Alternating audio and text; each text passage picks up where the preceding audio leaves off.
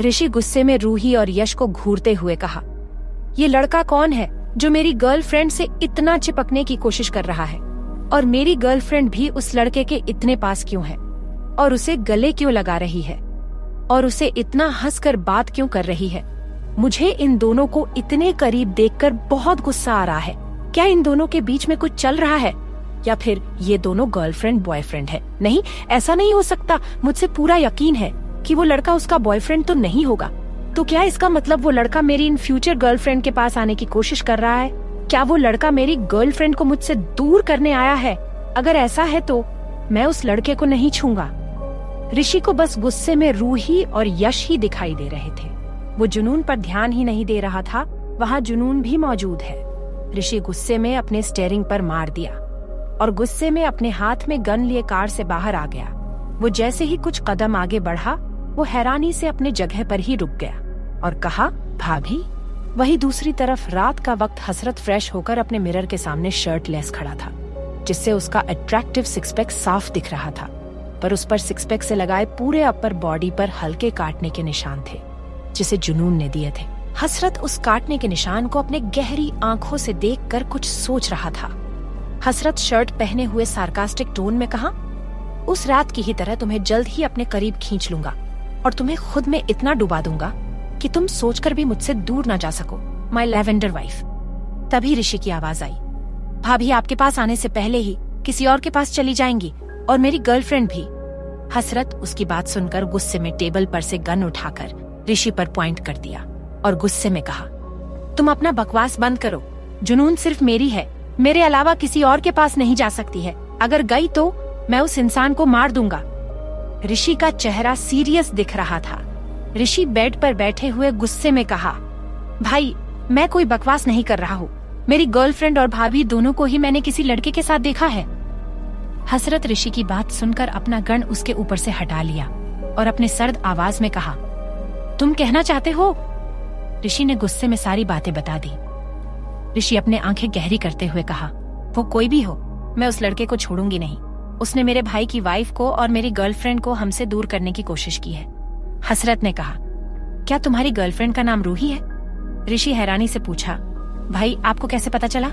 हसरत एक टेढ़ी मुस्कान देते हुए कहा, वो मेरी साली साहब जो है और उसके अलावा मेरी वाइफ की फ्रेंड है भी कौन, और वो दोनों ही हमारे दिमाग और हमसे खेलने की कोशिश कर रही है, तो उन्हें उनकी सजा तो मिलेगी ही। सुबह रॉयल एम्पायर HR डिपार्टमेंट में सिया अपने केबिन में बैठी प्रिशा से बात कर रही थी। सिया हैरानी से प्रिशा से बोली, तुम्हारे आंखों के नीचे डार्क कैसे? क्या तुम रात भर रो रही थी या फिर तुम्हारी हेल्थ ठीक नहीं है? प्रिशा एक स्माइल पास करते हुए बोली, नहीं, मैं बिल्कुल ठीक हूँ। बस मैं रात को अच्छे से सो नहीं पाई थी, इसलिए आज मैं भूत जैसी दिख रही हूँ। सिया हंसते हुए बोली, नहीं, तुम भूत नहीं दिख रही हो, बस तुम्हारे चेहरे पर रिप्रेसमेंट काम दिख रही है, पर फिर भी तुम खूबसूरत दिख रही हो। अरे हाँ, मुझे याद आया कि मैंने तुम्हें यहाँ क्यों बुलाया था। सिया प्रिशा को कुछ फाइल और डॉक्यूमेंट देते हुए बोली, इनमें न्यू एग्रीमेंट्स के डिटेल्स और कुछ इन्फॉर्मेशन है जो CEO सर के केबिन तक पहुंचना है, क्योंकि जुनून आज के लिए लीव ली है, इसलिए तुम उसके जगह पर काम करोगी। प्रिशा चिंता करते हुए बोली, क्या जुनून को कुछ हुआ है? सिया बोली, नहीं, बस उसे आज कहीं जाना था। प्रिशा रिलैक्स होते हुए अपना सर हाँ में हिला देती है और ओके बोलकर केबिन से बाहर चली जाती है। हसरत अपने केबिन में ग्लास वॉल के सामने खड़ा था। उसके चेहरे पर अभी भी गुस्सा दिख रहा था। वो पूरे मुंबई को देखते हुए कहा, तुम्हें इतना टाइम क्यों लग रहा है मेरे पास आने में? मैं तुम्हें सजा देने के लिए बेताबी से वेट कर रहा हूँ। तभी उसके केबिन की डोर नॉक हुई। हसरत गुस्से में स्माइल करते हुए कहा, कल तुम किस लड़के के साथ थी? वो लड़का कौन था? हसरत को लगा कि केबिन के डोर पर जुनून खड़ी है, क्योंकि उसके अलावा जल्दी केबिन में कोई नहीं जाता था। हसरत को कोई जवाब न मिलने पर चिल्लाते हुए कहा, जवाब दो मुझे, वो लड़का कौन था? केबिन के डोर के पास प्रिशा खड़ी थी। उसके चेहरे पर डर और हैरानी थी। हसरत के चिल्लाने से प्रिशा डर से कांप गई। उसके बोलने से पहले ही केबिन में गोली की आवाज गूंज गई, जिससे प्रिशा डर से चिल्ला देती है। वो गोली प्रिशा के पास से गुजर गई थी, जिसे प्रिशा के आंखों में आंसू आ गए थे। हसरत प्रिशा की आवाज सुनकर वो उसके तरफ मुड़ा। हसरत प्रिशा को देखकर गुस्से में कहा, तुम यहाँ क्या कर रही हो और जुनून कहाँ है? प्रिशा डरते हुए बोली। वो आज लीव पर है, इसलिए मैं उसके जगह पर काम करने आई हूँ। हसरत प्रिशा की तरफ बढ़ते हुए कहा, क्या सच में तुम जुनून का जगह ले सकती हो? क्या तुम अपने को उसे ज्यादा कैपेबल समझती है जो उसके जगह पर आई हो? प्रिशा आंखों में आंसू लिए बोली, सॉरी सर, पर मैं उसकी जगह नहीं लेने आई हूँ, बस आज का उसका काम देखने आई थी। हसरत ने कहा, जो मेरी सेक्रेटरी का काम है तो वो उसका ही रहने दो। तुम बस अपना काम करो, दूसरों का नहीं, और अगर इसी वक्त यहाँ से नहीं गई तो मैं इस कंपनी से फायर कर दूंगा। प्रिशा डरते हुए तुरंत अपने हाथ में फाइल और डॉक्यूमेंट लिए ही चली गई। वही एक लग्जरियस रेस्टोरेंट में रूही, यश और जुनून तीनों ही एक ही टेबल पर बैठे तीनों खाना सर्व होते हुए देख रहे थे।